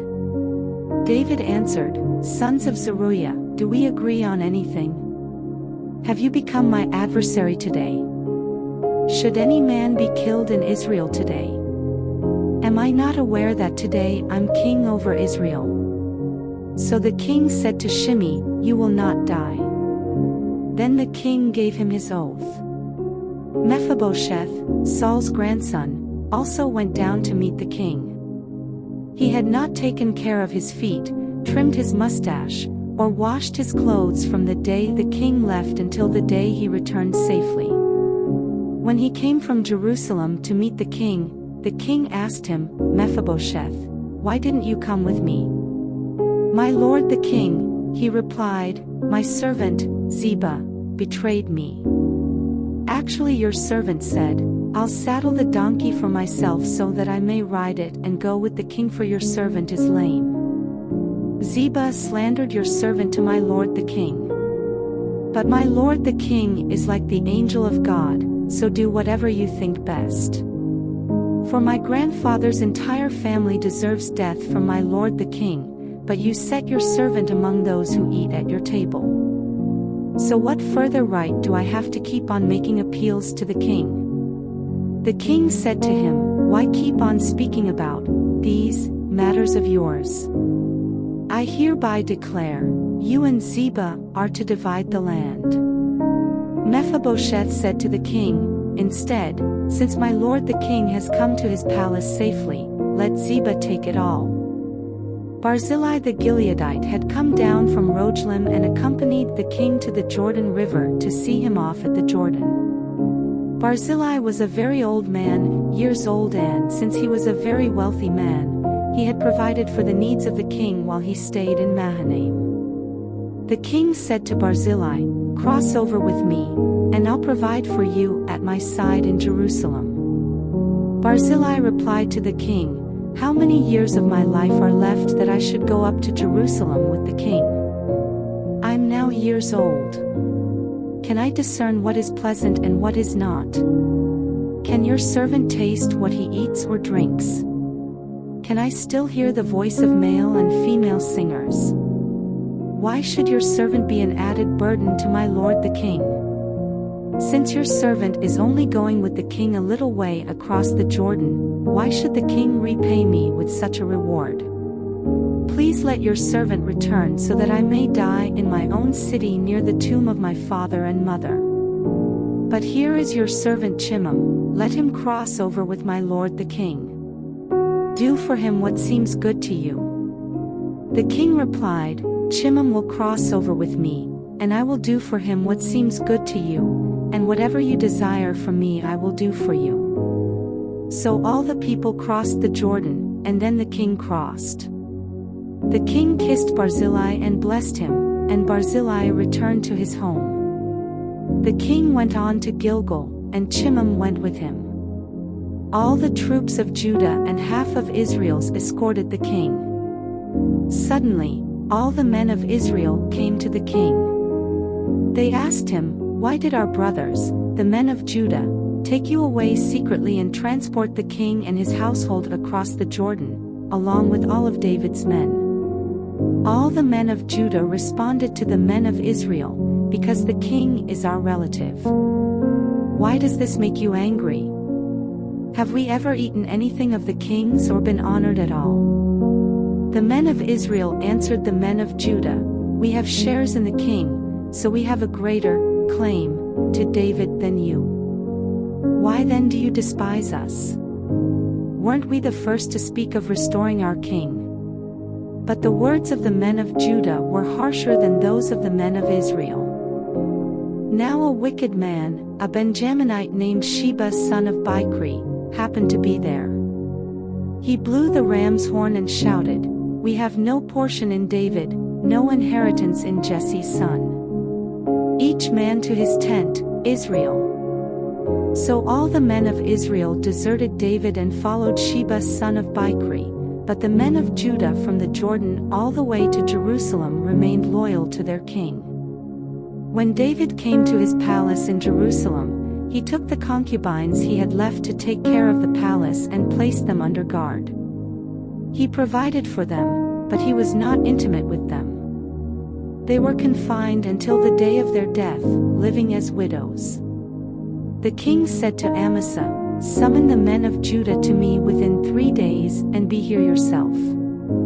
Amasa went to summon Judah, but he took longer than the time allotted him. So David said to Abishai, "Sheba son of Bichri will do more harm to us than Absalom. Take your lord's soldiers and pursue him, or he will find fortified cities and elude us." So Joab's men, the Cherethites, the Pelethites, and all the warriors marched out under Abishai's command. They left Jerusalem to pursue Sheba son of Bichri. They were at the great stone in Gibeon when Amasa joined them. Joab was wearing his uniform, and over it was a belt around his waist with a sword in its sheath. As he approached, the sword fell out. Joab asked Amasa, "Are you well, my brother?" Then with his right hand Joab grabbed Amasa by the beard to kiss him. Amasa was not on guard against the sword in Joab's hand, and Joab stabbed him in the stomach with it and spilled his intestines out on the ground. Joab did not stab him again, for Amasa was dead. Joab and his brother Abishai pursued Sheba son of Bichri. One of Joab's young men had stood over Amasa saying, "Whoever favors Joab and whoever is for David, follow Joab." Now Amasa was writhing in his blood in the middle of the highway, and the man had seen that all the people stopped. So he moved Amasa from the highway to the field and threw a garment over him, because he realized that all those who encountered Amasa were stopping. When he was removed from the highway, all the men passed by and followed Joab to pursue Sheba son of Bichri. Sheba passed through all the tribes of Israel to Abel of Beth-Maachah. All the Berites came together and followed him. Joab's troops came and besieged Sheba in Abel of Beth-Maachah. They built an assault ramp against the outer wall of the city. While all the troops with Joab were battering the wall to make it collapse, a wise woman called out from the city, "Listen! Listen! Please tell Joab to come here and let me speak with him." When he had come near her, the woman asked, "Are you Joab?" "I am," he replied. "Listen to the words of your servant," she said to him. He answered, "I'm listening." She said, "In the past they used to say, 'Seek counsel in Abel,' and that's how they settled disputes. I am a peaceful person, one of the faithful in Israel, but you're trying to destroy a city that is like a mother in Israel. Why would you devour the Lord's inheritance?" Joab protested, "Never. I do not want to destroy. That is not my intention. There is a man named Sheba son of Bichri, from the hill country of Ephraim, who has rebelled against King David. Deliver this one man, and I will withdraw from the city." The woman replied to Joab, "All right. His head will be thrown over the wall to you." The woman went to all the people with her wise counsel, and they cut off the head of Sheba son of Bichri and threw it to Joab. So he blew the ram's horn, and they dispersed from the city, each to his own tent. Joab returned to the king in Jerusalem. Joab commanded the whole army of Israel. Benaiah son of Jehoiada was over the Cherethites and Pelethites. Aduram was in charge of forced labor. Jehoshaphat son of Ahilud was court historian. Shiva was court secretary. Zadok and Abiathar were priests. And in addition, Ira the Jairite was David's priest. During David's reign there was a famine for 3 successive years, so David inquired of the Lord. The Lord answered, "It is because of the blood shed by Saul and his family when he killed the Gibeonites." The Gibeonites were not Israelites but rather a remnant of the Amorites. The Israelites had taken an oath concerning them, but Saul had tried to kill them in his zeal for the Israelites and Judah. So David summoned the Gibeonites and spoke to them. He asked the Gibeonites, "What should I do for you? How can I wipe out this guilt so that you will bring a blessing on the Lord's inheritance?" The Gibeonites said to him, "We are not asking for money from Saul or his family, and we cannot put anyone to death in Israel. Whatever you say, I will do for you," he said. They replied to the king, "As for the man who annihilated us and plotted to exterminate us so we would not exist within the whole territory of Israel, let 7 of his male descendants be handed over to us so we may hang them in the presence of the Lord at Gibeah of Saul, the Lord's chosen." The king answered, "I will hand them over." David spared Mephibosheth, the son of Saul's son Jonathan, because of the oath of the Lord that was between David and Jonathan, Saul's son. But the king took Armoni and Mephibosheth, who were the 2 sons whom Rizpah daughter of Aiah had borne to Saul, and the 5 sons whom Merab daughter of Saul had borne to Adriel son of Barzillai the Meholathite, and handed them over to the Gibeonites. They hanged them on the hill in the presence of the Lord. The 7 of them died together. They were executed in the first days of the harvest at the beginning of the barley harvest. Rizpah, Aiah's daughter, took sackcloth and spread it out for herself on the rock from the beginning of the harvest until the rain poured down from heaven on the bodies. She kept the birds of the sky from them by day and the wild animals by night. When it was reported to David what Saul's concubine Rizpah, daughter of Aiah, had done, he went and got the bones of Saul and his son Jonathan from the leaders of Jabesh Gilead. They had stolen them from the public square of Bethshan where the Philistines had hung them the day the Philistines killed Saul at Gilboa. David had the bones brought from there. They also gathered up the bones of Saul's family who had been hung. They, also, buried the bones of Saul and his son Jonathan at Zelah in the land of Benjamin in the tomb of Saul's father Kish. They did everything the king commanded. After this, God answered prayer for the land. The Philistines again waged war against Israel. David went down with his soldiers, and they fought the Philistines, but David became exhausted. Then Ish-Bosheth, one of the descendants of the giant, whose bronze spear weighed about 8 pounds and who wore new armor, intended to kill David. But Abishai son of Zeruiah came to his aid, struck the Philistine, and killed him. Then David's men swore to him, "You must never again go out with us to battle. You must not extinguish the lamp of Israel." After this, there was another battle with the Philistines at Gob. At that time Sibbecai the Hushathite killed Saph, who was one of the descendants of the giant.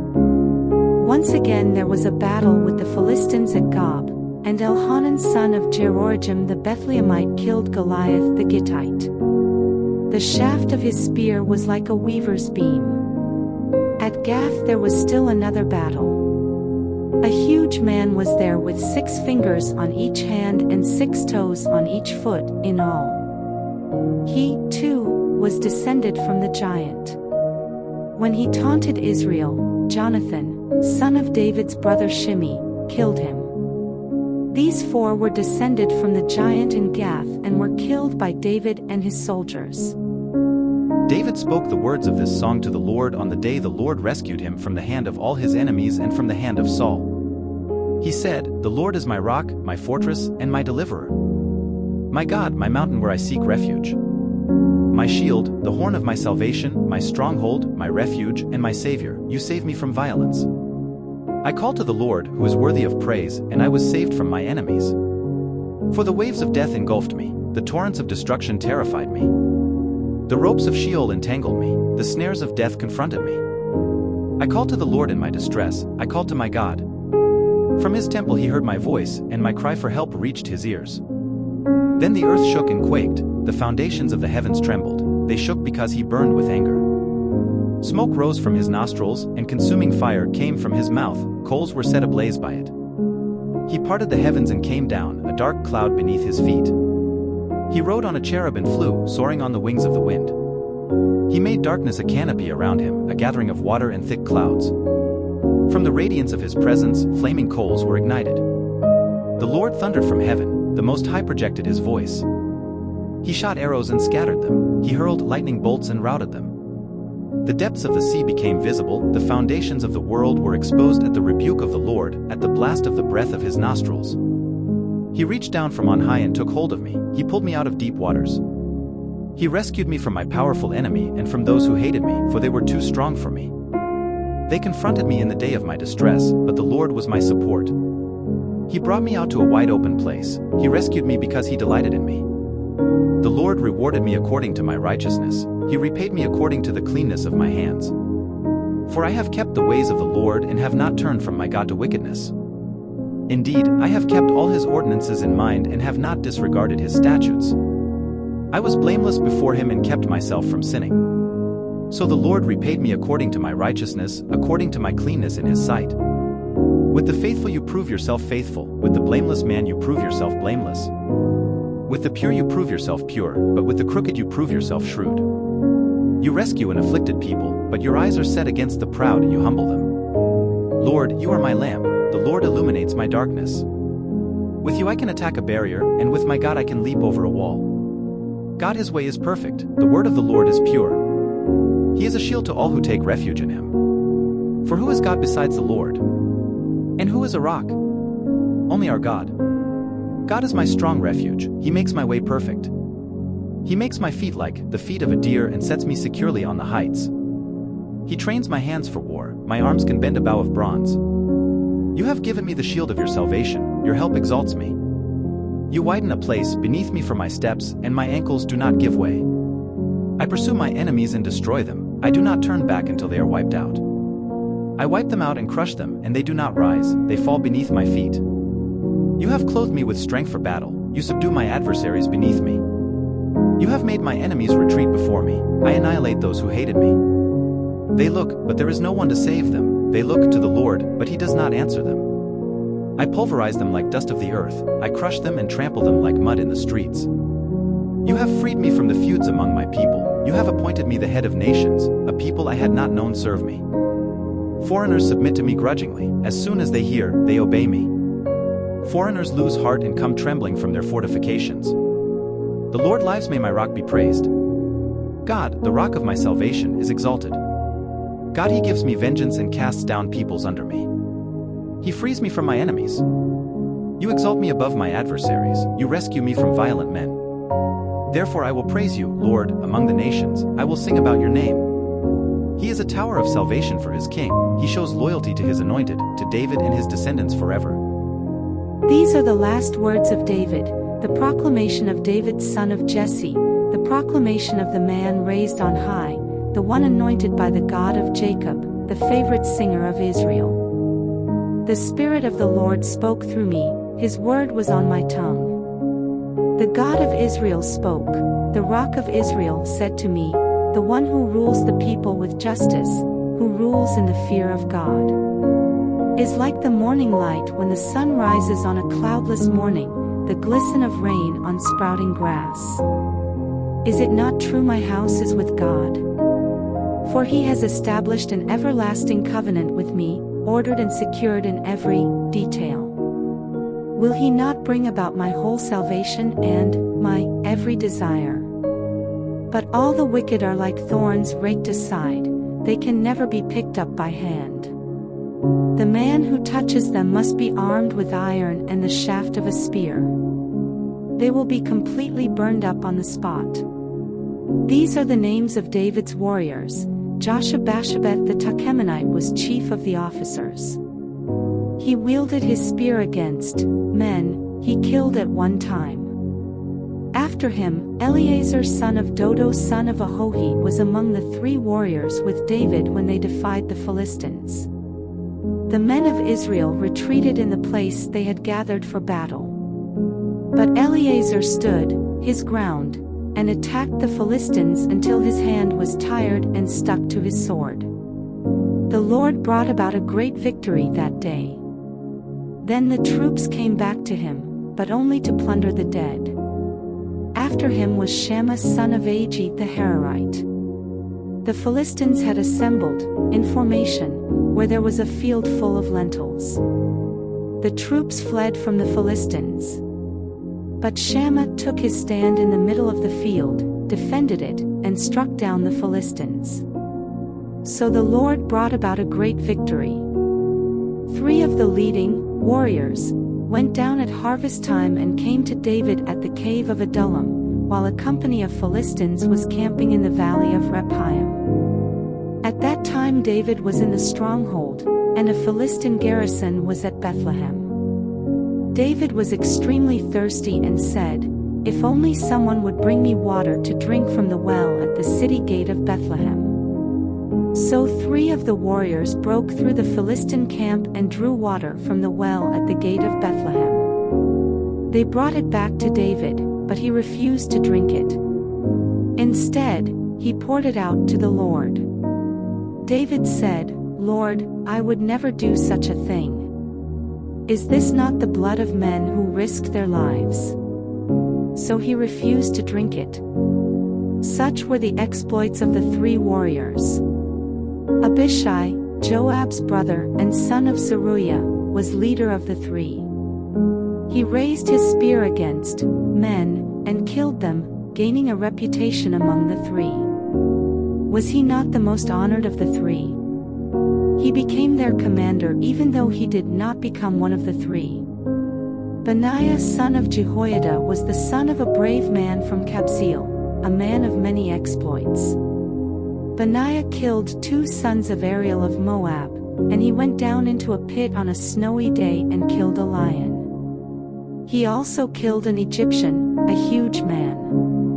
Even though the Egyptian had a spear in his hand, Benaiah went down to him with a club, snatched the spear out of the Egyptian's hand, and then killed him with his own spear. These were the exploits of Benaiah son of Jehoiada, who had a reputation among the 3 warriors. He was the most honored of the 30, but he did not become one of the 3. David put him in charge of his bodyguard. Among the 30 were Joab's brother Asahel, Elhanan son of Dodo of Bethlehem, Shammah the Haradite, Elika the Haradite, Helez the Paltite, Ira son of Ikesh the Tekoite, Abiezer the Anathothite, Mebani the Hushathite, Zalman the Ahohite, Maharai the Netophathite, Helab son of Baanah the Netophahite, Ittai son of Ribai from Gibeah of the Benjaminites, Benaiah the Pirathonite, Hiddai from the wadis of Gash, Abialban the Arbathite, Asmaveth the Baramite, Eliabah the Shalbanite, the sons of Jashan, Jonathan son of Shammah the Hararite, Ahiam son of Sherar the Hararite, Eliphalet son of Ahasbai son of the Machathite, Eliam son of Ahithophel the Gilonite, Hezro the Carmelite, Parai the Arbite, Igal son of Nathan from Zobah, Bani the Gadite, Zelek the Ammonite, Naharai the Beerothite, the armor-bearer for Joab son of Zeruiah, Ira the Ithrite, Gareb the Ithrite, and Uriah the Hittite. There were in all. The Lord's anger burned against Israel again, and it stirred up David against them to say, "Go, count the people of Israel and Judah." So the king said to Joab, the commander of his army, "Go through all the tribes of Israel from Dan to Beersheba and register the troops so I can know their number." Joab replied to the king, "May the Lord your God multiply the troops times more than they are while my lord the king looks on. But why does my lord the king want to do this?" Yet the king's order prevailed over Joab and the commanders of the army. So Joab and the commanders of the army left the king's presence to register the troops of Israel. They crossed the Jordan and camped in Aroer, south of the town in the middle of the valley, and then proceeded toward Gad and Jazer. They went to Gilead and to the land of the Hittites and continued on to Danjon and around to Sidon. They went to the fortress of Tyre and all the cities of the Hivites and Canaanites. Afterwards, they went to the Negev of Judah at Beersheba. When they had gone through the whole land, they returned to Jerusalem at the end of 9 months and days. Joab gave the king the total of the registration of the troops. There were fighting men from Israel and men from Judah. David's conscience troubled him after he had taken a census of the troops. He said to the Lord, "I have sinned greatly in what I've done. Now, Lord, because I've been very foolish, please take away your servant's guilt." When David got up in the morning, a revelation from the Lord had come to the prophet Gad, David's seer. "Go and say to David, this is what the Lord says, I am offering you 3 choices. Choose one of them, and I will do it to you." So Gad went to David, told him the choices, and asked him, "Do you want 3 years of famine to come on your land, to flee from your foes 3 months while they pursue you, or to have a plague in your land 3 days? Now, think it over and decide what answer I should take back to the one who sent me." David answered Gad, "I have great anxiety. Please, let us fall into the Lord's hands because his mercies are great, but don't let me fall into human hands." So the Lord sent a plague on Israel from that morning until the appointed time, and from Dan to Beersheba, men died. Then the angel extended his hand toward Jerusalem to destroy it, but the Lord relented concerning the destruction and said to the angel who was destroying the people, "Enough, withdraw your hand now." The angel of the Lord was then at the threshing floor of Araunah the Jebusite. When David saw the angel striking the people, he said to the Lord, "Look, I am the one who has sinned, I am the one who has done wrong. But these sheep, what have they done? Please, let your hand be against me and my father's family." Gad came to David that day and said to him, "Go up and set up an altar to the Lord on the threshing floor of Araunah the Jebusite." David went up in obedience to Gad's command, just as the Lord had commanded. Araunah looked down and saw the king and his servants coming toward him, so he went out and bowed to the king with his face to the ground. Araunah said, "Why has my lord the king come to his servant?" David replied, "To buy the threshing floor from you in order to build an altar to the Lord, so the plague on the people may be halted." Araunah said to David, "My lord the king may take whatever he wants and offer it.